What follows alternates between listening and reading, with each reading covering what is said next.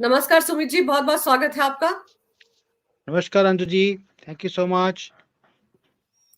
सुमित जी, नोटों का इतना अंबार कि 50-50 लोग लगे हुए हैं गिनने में और अभी तक खत्म ही नहीं हो रहा है।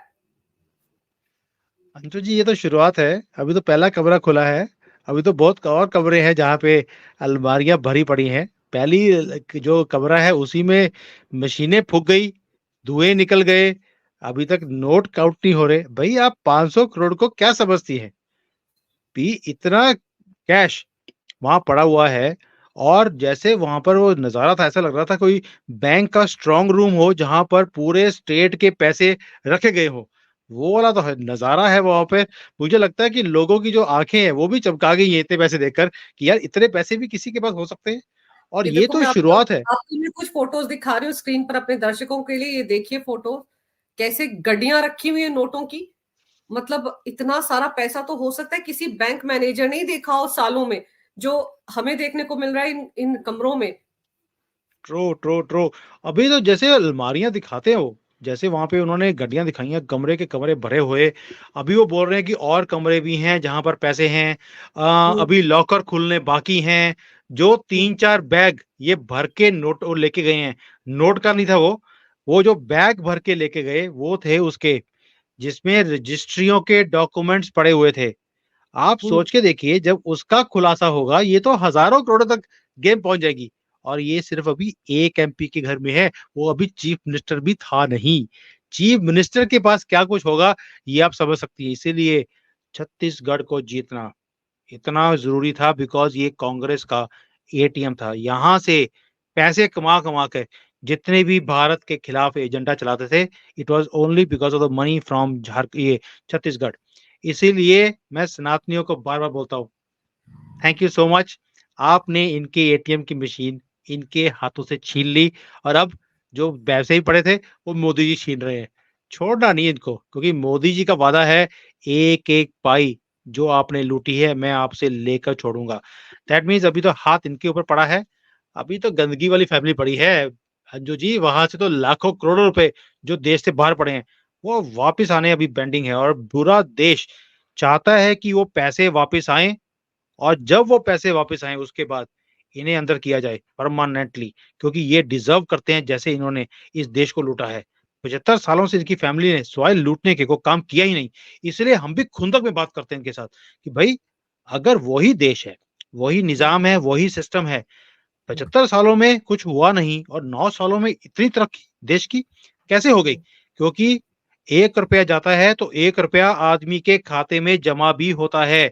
इनकी तरह नहीं है कि 15 पैसे लगते थे और 85 पैसे इन्हीं के जेबों में जाते थे। और जितने पैसे जाते थे उसका सबूत हमने वीडियोस में और फोटोज में देख लिया। Just imagine one small MP जिसका ये पार्टी बोल रही है हमारे साथ तो कोई लेना देना ही नहीं है, हमें तो पता ही नहीं है ये कौन है, ये पैसे कहाँ से है, ये तो इसके पर्सनल मैटर है।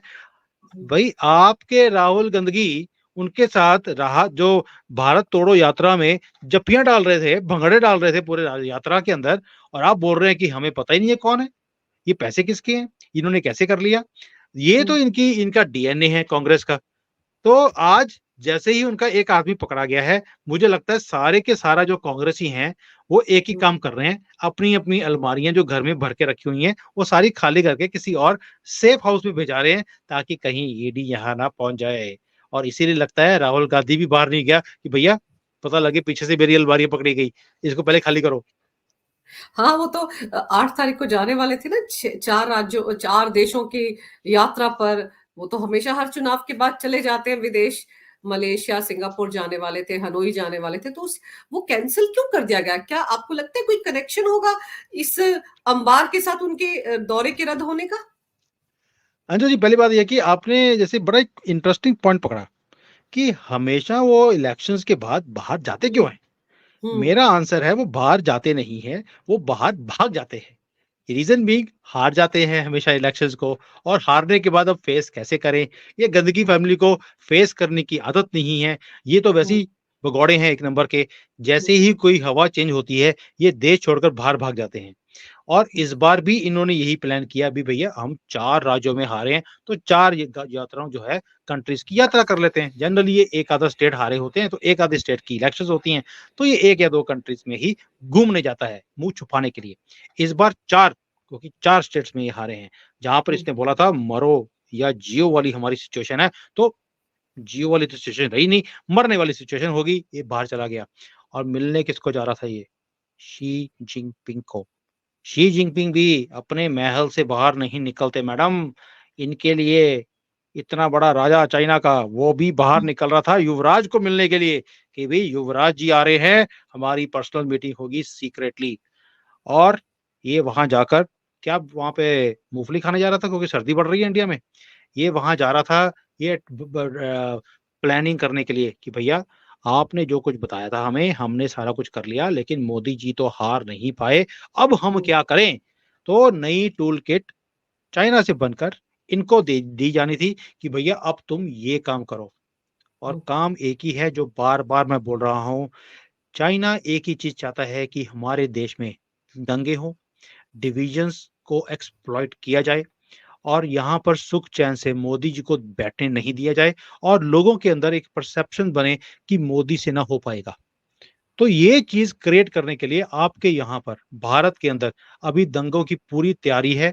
बेशक वो हिंदू मुसलमान हो, नॉर्थ साउथ हो, बेशक वो जाति जो हिंदुओं की जातियों में इन्होंने बाँटने की कोशिश करी है। आप देखिए मल्टीपल लेवल्स पर जो हुँ, डिविजन्स हैं, उन्हें उजागर किया जा रहा है। यही सारी प्लानिंग्स लेने के लिए ये वहाँ जा रहा था। ये एक हुँ, घटिया आदमी राहुल गंदगी, मैं इसलिए गंदगी बोलता हूँ इसको क्योंकि ये सिर्फ़ गंदगी फैलाने ही बाहर जाता है और वो ट्रिप कैंसल करना पड़ गया। क्यों?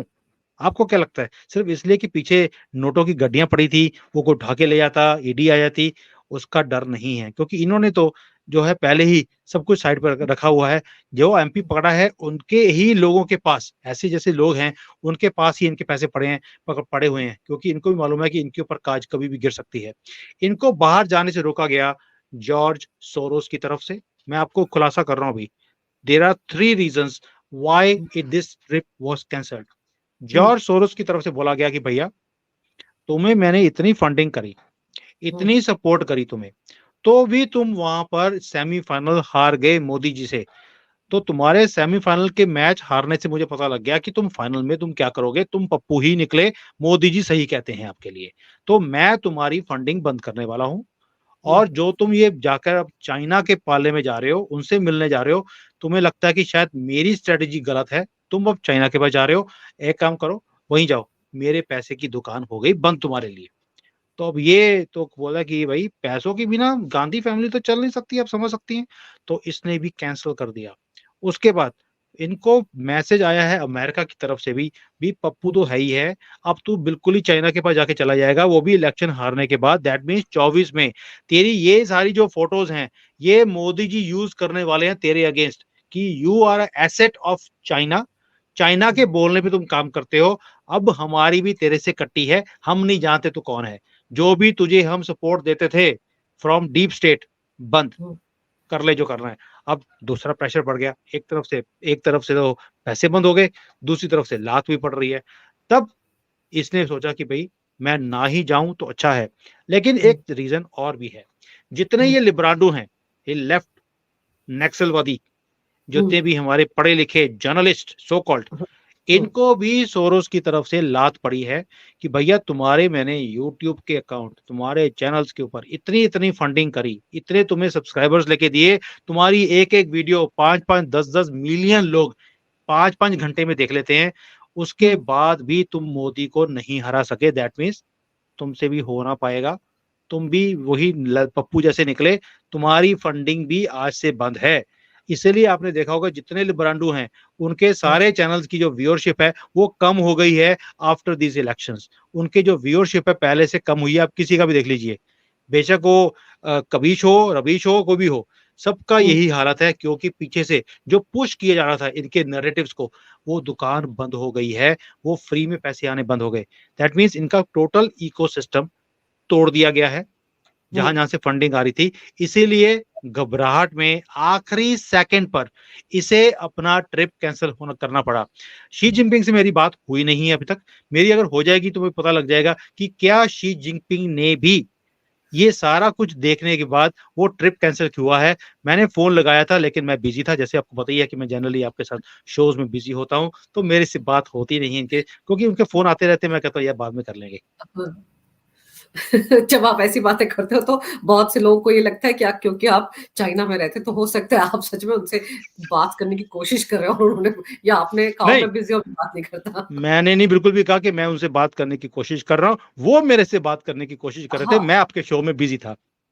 बिल्कुल, बिल्कुल। आपने मेरे शो का भाव कितना बढ़ा दिया है ये मेरे दर्शक समझ पा रहे होंगे। अच्छा, मुझे ये समझाइए कि राहुल गांधी को क्या लग रहा है कि मतलब ये 3 राज्य जब हार गए और ये खुद ही इनके लोग चिल्लाते थे सेमीफाइनल है सेमीफाइनल, तो जो लोग सेमीफाइनल हार जाते हैं वो फाइनल में तो नहीं पहुंचते ना?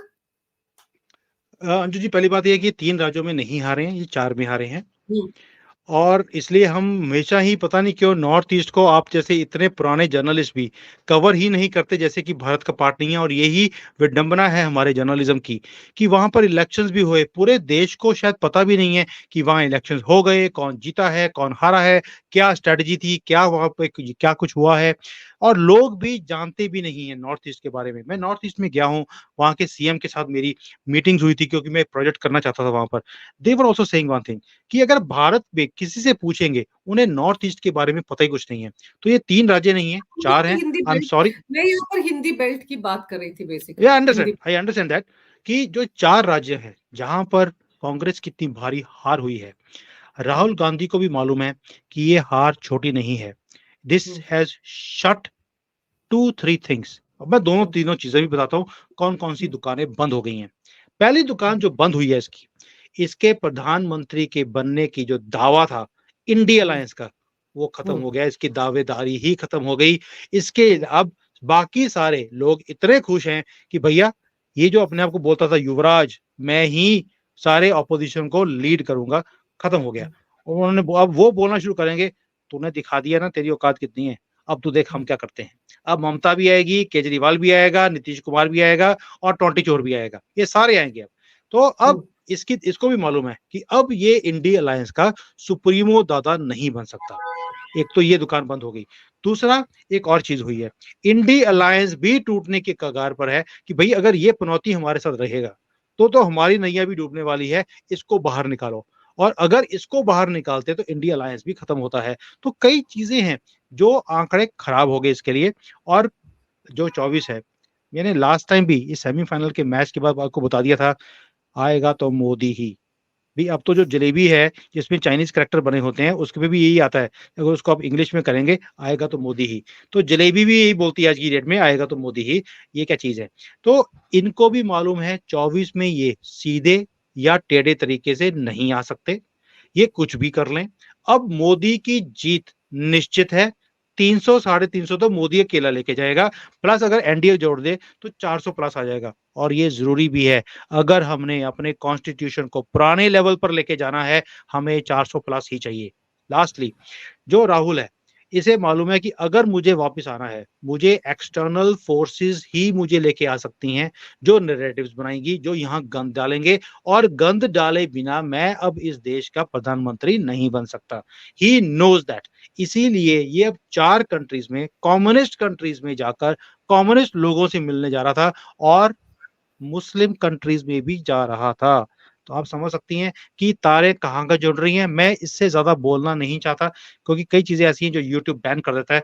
आई don't want to speak about those. लेकिन तारें वही हैं कि अब देश में गंद डाला जाएगा। पहले सिर्फ टूल किट्स आती थी मोदी जी का नाम खराब करने के लिए, अब हमारी ज़िंदगियों से खेला जाएगा ये अगले 5-6 महीने, दिखाने के लिए कि Modi can not handle this country. और इसी चीज़ का मुझे डर था, जो मैं पिछले मई से बोल रहा हूँ, अक्टूबर के बाद आपको गंद पड़ना शुरू हो जाएगा देश में, वो टाइम अब आ गया है। क्योंकि अब तो 5-6 महीने ही रह गए हैं, तो आप सोचिए ना वो पीरियड ऐसा है जिसमें ये जो जमात है ये भी एड़ी-चोटी का ज़ोर लगाएगी ताकि कहीं न कहीं लोगों पर असर डाला जा सके या वोट बैंक जो कहते हैं उसे इधर से उधर किया जा सके।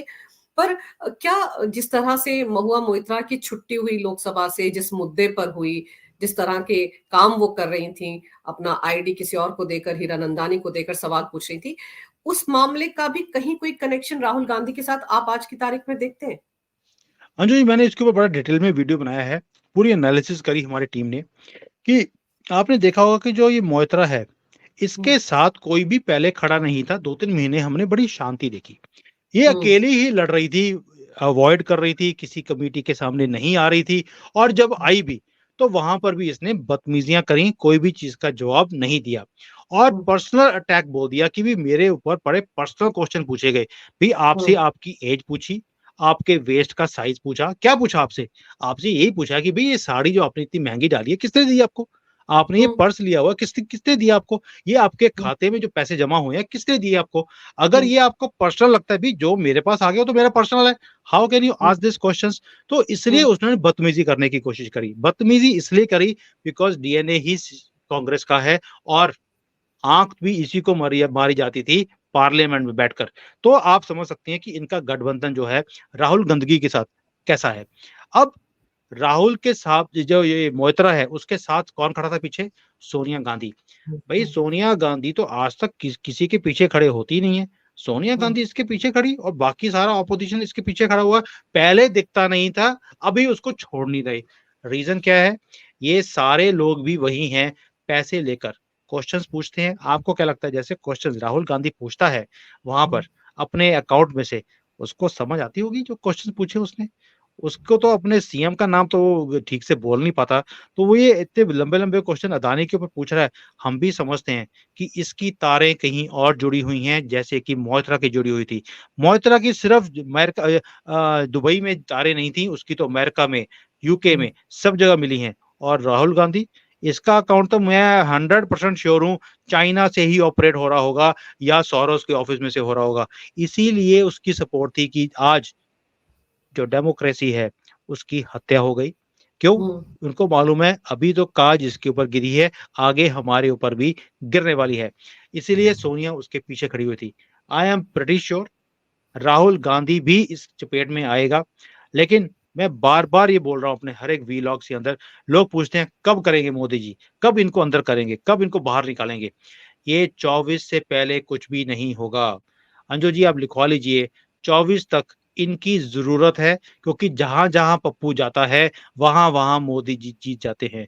ही is a star campaigner for Modi ji. Let him go and defeat his party और मोदी जी को जिताने में हमारा सहयोग सहयोग देते हैं। हमें उनके साथ बहुत ज़्यादा शुभकामनाएँ हम देते हैं इनको कि आप ये काम करते रहें। बट 24 के ये इलेक्शन के बाद जैसे ही मोदी जी वापस आएँगे, जैसे 2019 में वापस आने के बाद इमीडिएटली 2 महीने के अंदर 370 खत्म कर दिया गया, राम मंदिर का फैसला आ गया। वही काम आप देखेंगे 2024 के इलेक्शन खत्म होते ही ये पप्पू, इसकी बहन, इसका जीजा और माँ, ये सारे एक-एक करके ये जेल के अंदर होंगे परमानेंटली। इन्हें छोड़ा नहीं जाएगा और ये 24 के इलेक्शंस के बाद होगा। और इनका जो ये वाला है, जो यूज़र नेम पासवर्ड भी बाहर दिया हुआ है, इसका भी फैसला ये 24 के इलेक्शन के इमीडिएटली बाद आ जाएगा, क्योंकि तब इनके लिए सेंटिमेंट्स ज़ीरो होंगे, हार इनकी बुरी तरह हो चुकी होगी। तब देश के अंदर जश्न मनाया जाएगा, it will be a Diwali that day, जिस दिन ये अंदर जाएँगे। लेकिन 24 से पहले गए तो ये शहीद बोलेंगे अपने आप को, देखिए हमारे से डरने के कारण मोदी ने हमें जेल में कर दिया। लेकिन 24 के बाद देश बोलेगा मोदी जी तुसी ग्रेट हो। क्योंकि देखो, भ्रष्टाचार के खिलाफ जो मुहिम चला रखी है मोदी सरकार ने, उसमें वो बार-बार हर प्लेटफ़ॉर्म पर बोलते हैं कि एक-एक पाई वसूली जाएगी जिन-जिन लोगों ने देश को लूटा है। तो ये जो साहू वाला मामला है, धीरज साहू वाला मामला, इससे जयराम रमेश कहते हैं कि हमारा तो कोई लेना-देना ही नहीं, जैसे आप भी बात कर रहे थे उनके बयान की। और अरे उनका तो ये सांसद है। 3 बार ये राज्यसभा का सांसद रहा है और राज्यसभा के सांसदों को लेकर तो सुमित जी कई बार ये सवाल उठते हैं कि अचानक से कोई बड़ा-सा उद्योगपति मेंबर बन जाता है, उसको पार्टी अपना मेंबर बना देती है और जितवा देती है। तो सीटें पैसे के साथ खरीदी जाती हैं, वो ये बातें आम आदमी पार्टी के टाइम पे भी हुई थी जब उन्होंने आशुतोष को सीट ना देकर उद्योगपतियों को दे दी थी। तो क्या लगता है आपको, ये जो साहू हैं ये अपने पैसे के बलबूते पर ही कांग्रेस के अंदर बने हुए हैं, क्योंकि कहा जाता है 40 साल से उनका शराब का कारोबार चलता आ रहा है? अंजू जी, कांग्रेस में कौन ऐसा है जो गरीब परिवार से आता है? आप मुझे एक भी नाम दे दीजिए। सारे जितने बड़े-बड़े साहूकार हैं, गुड्डे हैं, बवाली है, कोई ना कोई उनके ऊपर बड़े-बड़े केसेस चल रहे हैं, उन्हें ही सीट दी जाती है। और जितना कोई ज़्यादा बदतमीज़ी से बोलता है टीवी के ऊपर आकर, उन्हें और भी ज़्यादा प्रोत्साहन दिया जाता है, "अरे शाबाश! तुमने आज बड़ा अच्छा काम किया, तुमने वहाँ पे गाली-गलौज किया।" तो कांग्रेस की तो ये रवायत रही है कि भई जो भी अमीर से अमीर आदमी होगा, उसे ही टिकट मिलती है। ये हुँ, बीजेपी की तरह नहीं है कि भई ज़मीन से उठा हुआ आदमी, उसे उठा के प्रधानमंत्री बना दिया। या जो हम चीफ मिनिस्टर्स भी देखते हैं, अभी आज भी जैसे जी, जी। छत्तीसगढ़ का जो हुँ, चीफ मिनिस्टर अभी इन्होंने अनाउंस किया है, आप देखिए बड़ी हम्बल बैकग्राउंड से है, किसान का बच्चा है वो। और आप देखिए कहाँ पर आदिवासी कितना काम समाज से आता है। आदिवासी है कि हुँ, और ज़मीन से जुड़ा हुआ आदमी है। कांग्रेस तो कभी सोच भी नहीं सकती, ऐसे किसी आदमी को कभी टिकट दे दें या उन्हें एमपी बना दें या चीफ मिनिस्टर बना दें। तो ये खुद भी क्योंकि करप्ट हैं, इन्हें भी करप्ट लोग ही अच्छे लगते हैं, जिनके घर में अलमारियाँ नोटों से भरी हों। They like this kind of people और उन्हें ही चूज़ किया जाता है। तो देयर इज़ नथिंग न्यू 75 सालों से हमने यही कुछ देखा है, लेकिन खुशी इस बात की है कि 75 सालों के बाद ही हो, लेकिन हमने पहली बार इनका पर्दाफ़ाश होते देखा है, इन्हें इन्हें देखते हैं हम लोग, ये पकड़े जा रहे हैं। मुझे खुशी उस बात की होगी जब ये नोट पकड़े गए, इसके बाद इमीडिएटली इनको केस किया जाए इनके ऊपर और इन्हें अंदर किया जाए। ये ना हो कि कोर्ट आ जाए कि जी सबूत दिखाओ कि पैसे हुँ, इनके घर से ही मिले हैं और वो हुँ, केस चलता रहे, बेल इमीडिएटली मिल जाए और हुँ, उसके बाद केस चलता रहे 10 साल, 20 साल जैसे कि पहले हमेशा ही हुँ, होता रहा है। ये हमारे करप्ट जजेस यही काम करते रहे हैं। आई होप दिस टाइम क्योंकि सारे प्रूफ सोशल मीडिया के ऊपर हैं, मीडिया में हर रोज़ दिखाए जा रहे हैं, उसी के घर से पैसे मिल रहे हैं, कोर्ट्स उन्हें बाइज़्ज़त बरी ना कर दे या बेल ना दे दे। ये चीज़ अब मैं चाहता हूँ कि भारत के अंदर वो चीज़ मैं देखना चाहता हूँ कि वह यहाँ पर अब इन्हें अगर आपके आपके घर से इतने पैसे मिले, इमीडिएटली आपको सीबीआई या ईडी उठा के ले जाएगी या इनकम इनकम टैक्स उठा के ले जाएगा और अंदर कर देगा। लेकिन इनके घर से कुछ मिलता है तो कोर्ट बोल देती है सबूत दीजिए। अभी मैं चाइना में रहता हूँ। मैंने यहाँ पर कितने लोग देखे हैं क्योंकि जो शी हुँ, जिनपिंग जो यहाँ पर जो प्रेज़िडेंट हैं, जब वो आए, he had a hmm, agenda anti corruption agenda. और हुँ, उस एजेंडे में उन्होंने एक ही काम किया, जिसके घर में कुछ भी मिलेगा, मैं उसे टाँग दूँगा, मैं छोड़ूँगा नहीं, तुम्हारी पूछताछ हुँ, जो है ना, वो मैं खत्म कर दूँगा। और यही काम इन्होंने किया, जिसके घर से भी कैश मिला, इमीडिएटली जेल या पूरी उम्र के लिए अंदर कर दिया या लटका दिया। जब तक आप ऐसे काम नहीं करोगे, तब तक करप्शन खत्म नहीं होगी और चाइना भी अंदर मैं नहीं कहता हूँ कि यहाँ पे करप्शन नहीं है, यहाँ पर भी करप्शन है, लेकिन जितनी रोक इस गवर्नमेंट ने आके लगाई है, इट इज़ रिमार्केबल। आपको सख्त स्टेप लेने पड़ेंगे, भई आप गवर्नमेंट हैं, आपके पास सारी मशीनरी आपके पास है। अगर आप ये बोलते तभी हैं कि तो है पुलिस मेरी सब बात कुछ नहीं सुनती, नीति सखत स्टेप ले रहे हैं, पीएम मोदी की गारंटी है, तभी तो ये सब कुछ हो रहा है। वरना आप सोचिए दिस इज़ ये what I am saying. 380 crore दिख रहे हैं, जिसमें 176 बैग बताए जा रहे हैं, 102 बैगों में गिनती हुई है, अभी 40-50 बैग और पड़े हुए हैं। तो ये तो कब से पड़े होंगे? और ये जो दैट इज़ ट्रू। दलील दी जा रही है कि उनका 1 नंबर का पैसा है, वो कारोबारी थे, वो कोई मनरेगा में काम थोड़े करते थे। ये भी कहा जा रहा है कांग्रेस के प्रवक्ताओं की तरफ से कि वो मनरेगा के मजदूर नहीं थे, वो तो शराब कारोबारी, उनके पास इतना पैसा होता है। भाई कौन आप आपको इतना पैसा इकट्ठा करके रखने की इजाजत क्या कानून देता है? अगर ये आपका म नंबर 1 अंजू का जी, भी है, तो भी आप ऐसे होड़ करके तो नहीं रख सकते ना सर। देखिए, क्या होता है कि कोई भी बिज़नेस है, बिज़नेस में आपके पास कलेक्शंस आती हैं, आपके पास हुँ, आती हैं, चली जाती हैं, एक सर्कल हुँ, होता है। और हुँ, जब आज की डेट में कोई कैश पे काम हो ही नहीं रहा, एवरीथिंग इज़ ऑनलाइन, तो इतने हुँ, ट्रांज़ैक्शंस या इतने कैश की ज़रूरत नहीं है। और अगर कैश आता भी है, तो ऐसे गड्डियों में बन के नहीं आता कि पूरी-पूरी वहाँ पे पड़ी हुई हैं, इतने-इतने देर से पड़ी हुई हैं और पूरी सील्ड हैं, सील किया हुआ है। कौन से बिज़नेस में ऐसे आपके पास नोट आते हैं? भई हमने भी बिज़नेस किया है, बड़े-बड़े कंपनीज़ में हमने काम देखा है, वी हैव नेवर सीन क्योंकि होता है कि जैसे शराब के ठेके हैं आपके पास कलेक्शन कैश में आती होगी। I understand that. बट अगर आती है तो जमा भी होती है क्योंकि आपकी वो 1 नंबर में पैसे जा रहे हैं। हुँ, जो सेल है वो 1 नंबर की है बिकॉज़ शराब के बिज़नेस के अंदर क्या होता है कि पहले स्टेज के ऊपर ही टैक्स लग जाता है। जब फैक्ट्री से मटेरियल बाहर निकलता है, जब दारू की बोतल बाहर निकलती है, टैक्स ऑलरेडी पेड है उसके ऊपर। तो उसके ऊपर जो भी आप आगे बेचते हैं, आपको तो सीधा बैंक में जमा करना चाहिए। घर में जमा करने की बात ये कौन-सी रिवायत है आपकी? दैट शोज़ कि अभी भी इतने बेशर्म लोग हैं कि सब कुछ पकड़े हो जाने के बाद भी अपने आप को इस तरह से बेशर्मी से ये डिफेंड कर रहे हैं कि एक तरफ तो डिफेंड कर रहे हैं कि जी उनके बिज़नेस का पैसा है और दूसरी तरफ ये बोलते हैं कि हमारे तो पता ही नहीं है कौन आदमी है, हमारा तो कोई लेना देना ही नहीं है भाई। यही डबल स्टैंडर्ड्स हैं जो ये 75 सालों से इन्होंने इस चीज के यूज करते हुए इस देश को लूटा, और जो हमारे करप्ट जजेस हैं इन्होंने भी इनका साथ दिया। मुझे उम्मीद है, मैं विश करता हूं इस बार इनके साथ रियायत नहीं बरती जाएगी और बिल्कुल। इन्हें परमानेंटली अंदर किया जाएगा। तभी जो रूल है इस कंट्री का और जो जजेस है इनके ऊपर विश्वास लोगों का बनेगा। वरना मैं खुद बोलता हूं कि हमारे देश के अंदर दो रूल्स हैं, आपके मेरे लिए अलग हैं। हमें तो एक 1% भी हमें हमें किफायत नहीं दी जाती, हमें हुँ। फेवर नहीं करती कोर्ट्स, लेकिन इनके लिए बरसों तक केस चलते हैं और इन्हें कुछ किया भी जाता नहीं है। ये रूल खत्म होना चाहिए। इसीलिए तो ये भ्रष्टाचार करने से पीछे नहीं हटते ना, कि एक बार मामला जाएगा, सालों सुनवाई होती रहेगी, तब तक तो हम कहाँ से कहाँ पहुँच जाएँगे, तब तक तो हमारी सरकार आ जाएगी, मामला दब जाएगा। इसी तरह के तो शायद अरेंजमेंट चलते थे पुरानी सरकारों के बीच, तुम्हारी सत्ता है, हमारी आए, हमें बचा के रखना, हम तुम्हें बचाएँगे, आप हमें बचाओ। लेकिन मोदी सरकार में यही नहीं चल रहा है, इसीलिए पकड़े जा रहे हैं। और मज़ेदार ये है कि जैसे चुनाव के दौरान में राहुल गांधी ने वो ओबीसी के जनगणना की बात की थी, इस मामले में भी आप कांग्रेस के नेताओं की दलील सुनिए, कहते हैं वो तो पिछड़े समाज से है साहू, इसलिए उन्हें परेशान किया जा रहा है। ये वाली दलील भी दी जा रही है, सोचिए। भ्रष्टाचार का दलित और ओबीसी से क्या लेना-देना?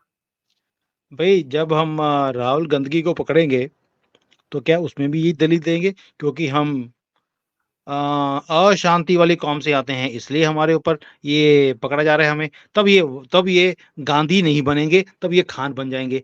तो ये तो इन्होंने ये चीजों को यूज करते ही रहना है क्योंकि 24 के इलेक्शन आ रहे हैं। ये सारी जो स्टेटमेंट्स आप सुन रही हैं कि मोइत्रा ने बोला क्योंकि मैं महिला हूं, ओनली महिला सांसद। और भाई तुम्हारे पीछे सोनिया गांधी खड़ी थी, उसको भी पूछ लेते कि भाई तुम महिला ही है ना। तो इसको लगता हुँ। है कि मैं ही एक महिला हूँ। मुझे लगता है वो फिल इन द ब्लैंक था पहले। मैं ही एक सुंदर महिला हूँ जो 50 से कम हूँ, जो सांसद हूँ, और मुझे इन्होंने बाहर निकाल दिया क्योंकि मोदी जी को सुंदर लड़कियों से नफरत है। मुझे ऐसा लगता है कि ये बोलना चाहती थी वो। लेकिन जो इनकी स्टेटमेंट्स हैं, एक तो महिला, दूसरा हुँ। ओबीसी, ये क्यों किया गया? इन्होंने किसी और वर्ड को यूज़ नहीं किया। ये भी एक स्ट्रैटेजी है, लोगों के दिमाग में डालने के लिए कि भई मोदी इन 2 चीज़ों से नफ़रत करते हैं या इनकी फ़ेवर नहीं करते। ठीक है? हुँ। मान लेते हैं। But why these 2? बिकॉज़ महिलाएँ ही हैं जिन्होंने मोदी को जिताना शुरू किया है अंजू जी, एंड ओबीसी जो पहले कांग्रेस को या मायावती को वोट देता था, वो शिफ्ट हो गया है मोदी की तरफ। और ये 2 ऐसी फ़ोर्सेस हैं जो मोदी को जिताती हैं। इसलिए इन्होंने इन दोनों के ऊपर ही अटैक करना शुरू कर दिया। मुझे लगता है अब जो इस देश की नारी है, वो हुँ। बेवकूफ़ नहीं है। वो ये नहीं है कि उसका हस्बैंड जो बोलता था वहीं पे मोहर लगाता है। नाउ शी पुट्स जो स्टैम्प वहाँ लगाती है जहाँ पे उसका मन करता है, एंड शी नोज़ कि मोहर कहाँ लगानी है, कीचड़ में या कमल में। आपको क्या लगता है ये जो पैसे रखे गए थे 300-400 करोड़, अभी तक तो इतनी गिनती हुई है, अभी भी गिनती चल ही रही है। बेचारे कितने सारे कर्मचारी पैसा गिन रहे हैं, मशीनें भी थक-हार कर बैठ गई हैं किनारे पर, नई मशीन लगाई जा रही है। बताया जा रहा है 40 मशीनें इस काम में लगी हुई हैं। ये पैसा क्या 2024 के लोकसभा चुनाव के लिए रखा गया था? देखिए पैसा हो सकता है कि जो अभी सारे चुनाव हुए हैं स्टेट इलेक्शंस में, उसके लिए भी इकट्ठा किया हो, उसमें से कुछ लगा दिया, कुछ रख लिया, ये बार्गेनिंग सारा के कुछ लिए, चलता है। हॉर्स ट्रेडिंग के लिए। बारगेनिंग के लिए, हॉर्स ट्रेडिंग के लिए इनको लगता था कि ये हंग पार्लियामेंट हो सकती है। छत्तीसगढ़ का सभी बोलते थे कि बहुत ही करीबी मामला हो सकता है, हमें शायद सांसद खरीदने पड़ेंगे। It hmm. Can be for that also. और हुँ। मध्य प्रदेश में भी इनको उम्मीद थी कि कहीं न कहीं 5-6 हुँ। जो सीट्स हैं, इसका हेर-फेर हो सकता है। गवर्नमेंट अगर होएगी बीजेपी की, ऑलमोस्ट 120 तक लेके जाएगी, सभी यही बोल रहे थे। लेकिन इतना फ़र्क पड़ जाएगा, ये किसी ने सोचा नहीं था। तो इसलिए उस चीज़ों के लिए पैसे रखे गए थे। कुछ 24 के इलेक्शंस के लिए भी पैसे रखे जा रहे हैं। We all understand that. लेकिन हुँ। इतना पैसा एक-एक आदमी के पास मिलना, ये आपको बताता है कि ये जो है कांग्रेस है या जो इलेक्शंस पूरे हमारे भारत के इलेक्शंस का सिस्टम है, ये पैसे के ज़ोर पर ही चलता है। गरीब आदमी तो कभी इलेक्शंस लड़ने की सोच भी नहीं सकता, जैसा हमारा पूरा ये सिस्टम बन चुका है। और इसके लिए ज़िम्मेवार भी हम लोग ही हैं। अगर उसके घर में इतना पैसा मिला है, रीज़न क्या है? कि हम उस पैसे को देख के फिसल जाते हैं और उनकी बनाई हुई जो घटिया स्कीम्स देते हैं, ₹2000 ले लेना, ₹1000 ले लेना, ये शराब की बोतल ले लो हमारे से, एक हुँ। साड़ी लेने के चक्कर में हमने वोट बेच दी इनके चक्करों इन इन चोरों के हाथों में। और इसी चीज का फायदा उठाकर ये इतना इतना कैश रखकर बांटते हैं लोगों में और इलेक्शन भी जीतते हैं और उसके बाद ये दुगना तिगना पैसा ऑलरेडी कमा लेते हैं पहले ही 6 महीनों में आकर। सो ये इनका कसूर नहीं है अंजू जी, ये कसूर हम ही लोगों का है जो हम इन्हें चूज करते हैं इनके पैसे देखकर। सो जब तक ये चीज खत्म नहीं होगी, ये भी नोटों की गड्डियां जो इतनी बड़ी बड़ी अलमारियों में आप देख रहे हो और खुश हो रहे हो कि भाई ये आदमी पकड़ा गया, बहुत अच्छा हुआ, इसको क्रिएट किसने किया? हम लोगों ने। लेकिन सुमित जी, अब आपको क्या लग रहा है, भ्रष्टाचार एक बड़ा मुद्दा पिछले 8-9 साल से बना हुआ है। भ्रष्टाचार के खिलाफ मोदी सरकार एक जंग लड़ रही है। हर साल 15 अगस्त पर पीएम मोदी लाल किले की प्राचीर से भी यही बोलते हैं। और यही भ्रष्टाचार, मुझे लग रहा है कि अब जिस तरह से ये पहला मामला आ गया है सामने, इसके बारे में पीएम मोदी ने भी कहा, उन्होंने भी वो तस्वीर का जिक्र किया कि देखिए कैसे नोटों की गड्डियां मिल रही हैं। तो ये तो सिलसिला भी शुरू हुआ है। और क्या लगता है, भ्रष्टाचार का मुद्दा ही एक बहुत बड़ा मुद्दा होगा 2024 के लिए? मुझे लगता नहीं है कि अब भ्रष्टाचार के ऊपर मोदी जी काम करेंगे, हुँ, बिकॉज़ मोदी जी उस चीज़ के ऊपर काम करते हैं, जिसके ऊपर एक नया फ़ोकस क्रिएट करने की बात होती है। जैसे आपने देखा होगा 2019 में हुँ, राष्ट्रवाद एक बहुत बड़ा मुद्दा था, क्योंकि कांग्रेस ने सारे ही नॉन जो जिसको बोलते हैं एंटी नेशनल सारी पॉलिसीज़ बनाई कि आर्मी के हम हुँ, रूल्स खत्म कर देंगे, मीडिया हुँ, के हम सारे हक खत्म खत्म कर देंगे, जो हम बोलेंगे वही उनको बोलना पड़ेगा। यानी ये हुँ, सब फलाँ-टिकाँ पत्थरबाज़ों को हम 1-1 करोड़ रुपए देंगे अगर वो मारे जाएँगे। तो हुँ, उन्होंने एंटी नेशनल एलिमेंट्स को खड़ा करने की कोशिश करी और ऊपर हुँ, से चौकीदार चोर है के नारे हुँ, लगा दिए, आपको भी मालूम है। तो ये जो 2 चीज़ें थी, मोदी जी ने इन्हीं को काउंटर किया कि हम नेशनलिस्ट हैं, बॉर्डर सिक्योर है तो हमारे कारण, फॉरेन पॉलिसी सिक्योर है तो हमारे कारण और अगर मैं चोर हूँ, तो आप जिसको वोट देना चाहते हैं, आप दे दीजिए। अब दू हुँ, भारत को भी मालूम है कि एक्चुअल चोर कौन है और चोर पार्टी कौन है। इसीलिए हुँ, किसी ने उस स्टेटमेंट को सीरियसली नहीं लिया और मोदी जी को वापस ले आए। इस बार जो मुद्दा है वो भी ये होगा, not on corruption, it will be more on कि भई आपकी जो लाइफ है वो 2014 से पहले कैसी थी, आज कैसी है। दैट मीन्स हम डेवलपमेंट की बात करते हैं। This is the development which we are doing. आपको रोटी, कपड़ा, मकान बोला गया था, क्या आपको रोटी मिल रही है? मिल रही है। 80 करोड़ लोग बोलेंगे मिल रही है। क्या आपको हुँ, मकान मिले? मिल रहे हैं, मिल चुके हैं, नॉट मिलने वाले हैं या 10 साल के बाद मिलेंगे, ऑलरेडी मिल गए। क्या पानी का कनेक्शन आपके घरों में आ गया? आ गया। बिजली आपके घर में आ गई? आ गई। सड़कें बन गई? बन गई। बाकी आप एक-एक चीज़ ले लीजिए, हर चीज़ आपको मिलने वाली नहीं है, मिल चुकी है। तो जब आप परफॉर्मेंस के बेस के ऊपर बात करते हैं, तो उसके बाद दूसरे वाले के पास कोई काउंटर ही नहीं होता। आपके वादे हैं, मैं गारंटी देता हूँ कि मैं दे रहा हूँ और देता ही रहूँगा। गारंटी वर्सेस वादा, ये जो फ़ॉर्मूला है, this is hmm, what is going to happen in 2024। मैंने ये चीज़ नोट करी, एमपी में भी इन्होंने बोल दिया, छत्तीसगढ़ में भी बोल दिया कांग्रेस ने कि हम 15-15 हज़ार रुपए हर लेडी हुँ, के खाते में देंगे। मोदी जी ने बोला वो गारंटी है, मैं आपको ऑलरेडी 2-2 हज़ार रुपए दे रहा हूँ और ये मेरी गारंटी है, मिलता रहेगा। लोगों ने बोला ये तो गारंटी दे रहा है, ये तो मिल भी जाएँगे। कांग्रेस की हुँ। तो जो है बोल है, उसके ऊपर तो कोई गारंटी है ही नहीं, कि भई क्योंकि वो कर्नाटक तो का हाल बोलते देखो ना, कर्नाटका का हाल कर्नाटक देख में। लीजिए, वहाँ पर सारी चीज़ें बंद हो चुकी हैं, वो कहते हैं बजट ही नहीं है। तो लोग भी समझ गए हैं कि now it is about guarantee and just चुनावी वादा। लोग इन चीज़ों में फँसने वाले नहीं हैं। अब हमें करप्शन के बारे में बात करने की ज़रूरत क्या है? जब बच्चे-बच्चे के दिमाग में ऑलरेडी घर कर चुकी है ये बात कि करप्शन मीन्स कांग्रेस। जब हमारे अंदर ये बात पहुँच चुकी है, तो हमें उसके ऊपर बात करने की ज़रूरत नहीं है, मोदी जी का स्टाइल ही नहीं है। जो ऑलरेडी काम हो गया, उसके ऊपर बात नहीं। अब का बात है, what is my performance, this is my report card. पिछले 9-10 सालों में मैंने ये काम किए हैं, अगर मैंने इनमें से कोई काम नहीं किया, तो आपके ऊपर है। और आखिरी जो कार्ड 24 में चलेगा, वो है राम मंदिर, उसको कैसे भूल सकते हैं हम? और अभी मुझे याद आ रहा था पीएम मोदी का वो बयान, जब उन्होंने साहू के इन अंबार नोटों की गड्डियों का ज़िक्र किया, तो कहा था कि ये नोटों की गड्डियाँ देख लीजिए, तस्वीरें देख लीजिए, फिर याद कीजिए कांग्रेस के नेता कैसे ईमानदारी की बातें करते हैं, कैसे भ्रष्टाचार मिटाने की बातें करते हैं, दोनों में कितना विरोधाभास है। पर जो चुप्पी है राहुल गांधी और सोनिया गांधी ने साध रखे इस मुद्दे पर, जयराम रमेश ने भी ये कहा कि मेरा कोई लेना देना नहीं है, ये भारी नहीं पड़ जाएगी इन लोगों को? राहुल गांधी तो छोटी बड़ी बात पर सामने आकर बड़ी बड़ी बातें करते, प्रेस कॉन्फ्रेंस बुला लेते हैं, इस मुद्दे पर खामोश क्यों बैठे हुए हैं? जितने खामोश रहेंगे उतने उनके ऊपर लांछन लेंगे कि पैसा इन्हीं के लिए रखा गया था, एटीएम इनका शायद यहीं से चल रहा था। अंजू जी बेशरम लोग हैं, इनको फ़र्क नहीं पड़ता, इनको जितने मर्ज़ी जूते मार लीजिए, ये दोबारा से आ जाते हैं, उसी बेशर्मी से बातें करते हैं, गंदे ज़ुबान यूज़ करते हैं। मुझे लगता है शायद जिनको सपोर्ट करते हैं वो भी उसी उसी मानसिकता से आते हैं, तो वही चीज़ इनके अंदर भी आ गई है और कुछ भी नहीं है।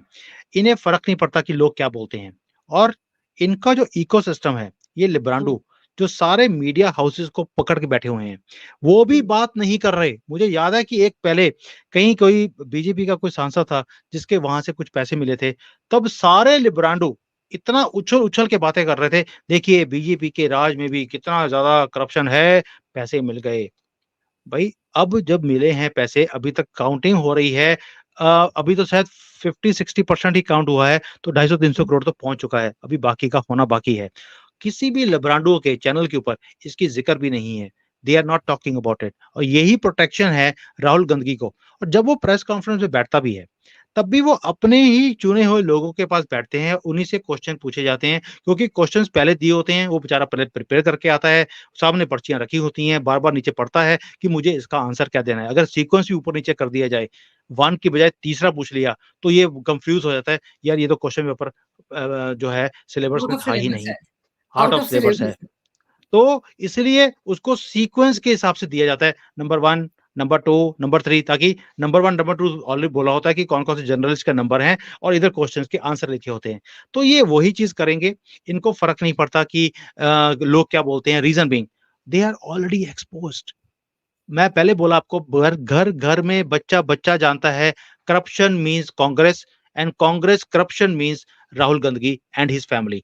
तो इसलिए इनको फ़र्क नहीं पड़ता, वो कहते हैं यार बदनाम तो हो ही चुके हैं, क्या फ़र्क पड़ता है? थोड़े से पैसे मिल रहे हैं, वो ले लो और 24 के बाद तो इनके सारे एटीएम्स जैसे ही छत्तीसगढ़ खत्म हुआ है, इनका एक-एक एटीएम अब बंद होने वाला है, बहुत हो गया। मैं तो अपने जो जितने मेरे व्लॉग्स होते हैं, मैंने कई वीडियोज़ बनाई हैं इन गंदगी गंदगी वाली फैमिली के ऊपर। मैं इसलिए गंदगी फैमिली बोलता हूँ, मेरी ये ज़ुबान नहीं है। मैं बहुत सीज़न्ड लैंग्वेज यूज़ करता हूँ, हमेशा ही मैं कॉर्पोरेट का आदमी हूँ, मुझे मालूम है एक-एक वर्ड का एक वेट होता है। लेकिन इनके लिए मैं गंदगी फैमिली यूज़ करता हूँ, ये खुंदक में करता हूँ मैं। क्यों? इतनी खुंदक है हमें इस फैमिली के लिए, इन्होंने बर्बाद कर दिया हमारे देश को। और आपने रिसेंटली वो वीडियोज़ भी देखी होंगी जो सिंगापुर के प्रेसिडेंट ने बोली थी कि भई भारत को गरीब और लाचार अगर बनाया तो गांधी फैमिली ने बनाया राइट फ्रॉम जवाहरलाल नेहरू कि इनको गरीब रखो, अनपढ़ रखो और सियासत करते रहो। क्या ये हुक्मरान होते हैं कि आपको सिर्फ अपनी कुर्सी बचाने के लिए आपने देश को गरीब रखा, अपने आप को अमीर रखा आपने? कैसे हम बर्दाश्त कर लें इनको? इसलिए इनके साथ किसी को प्यार नहीं है, किसी को इनके साथ कोई भी जिसको बोलते हैं कि सॉफ्टनेस नहीं है। हम चाहते हैं कि इनको मार मतलब कि लठ मारे जाएँ और इनको अंदर किया जाए, जितनी जल्दी देखिए, और जो सबसे पैसा अच्छा इन्होंने है लूटा है, वो वापस लेके आया जाए। सुमित जी, देखिए ये तो लोकतंत्र है, इसमें जनता का जो वोट होता है वही सबक सिखाने के लिए बहुत होता है। जनता ही लठ मारती है और हम जब इस तरह की बातों का जिक्र करते हैं अपने कार्यक्रमों में तो सिर्फ लोगों को जागरूक करने के लिए करते हैं, उनको बताने के लिए करते हैं कि जब वो वोट डालने जाए तो उन्हें पता हो कि वो किसको वोट डाल रहे हैं और वो लोग किस तरह की राजनीति करते आए। हमारा सिर्फ यही मकसद होता है। बहुत से लोग हमसे पूछते रहते हैं कि आप केजरीवाल के बारे में बार बार कह रहे हैं पकड़ा जाएगा, कब पकड़ा जाएगा? वो तो जांच एजेंसी अपना काम कर रही है, लेकिन लोग तो जागरूक हो रहे हैं ना कि केजरीवाल एंड कंपनी ने भी क्या क्या किया है, कितने घोटाले उन्होंने किए हैं पिछले 8 साढ़े 8 साल में। तो ये लोगों को बताना हमारा भी फर्ज है, हमारा भी कर्तव्य है, लोगों का भी कर्तव्य है कि जब वोट डालने जाएँ तो सोच समझ कर डालें। और ये जो कुछ भी धीरज साहू के मामले में हो रहा है, मुझे तो ऐसा लग रहा है कि 2024 के लिए ये साहू जो है राहुल के लिए राहु ही बन जाएँगे, ये राहु केतु राहु बन ये जाएँगे। राहु बनेगा। राहु बनेंगे, ये साहू मुझे लग रहा है क्योंकि जिस तरह का पैसा इन्होंने इनके घर से मिल रहा है और जिस तरह के सवाल उठ रहे हैं। लेकिन इस मामले पर आपने विस्तार से सुमित जी मेरे दर्शकों को जो जानकारी दी है, मेरे लिए आपने समय निकाला, इसके लिए आपका बहुत-बहुत धन्यवाद। नमस्कार। भारत माता की जय हो। वंदे मातरम। वन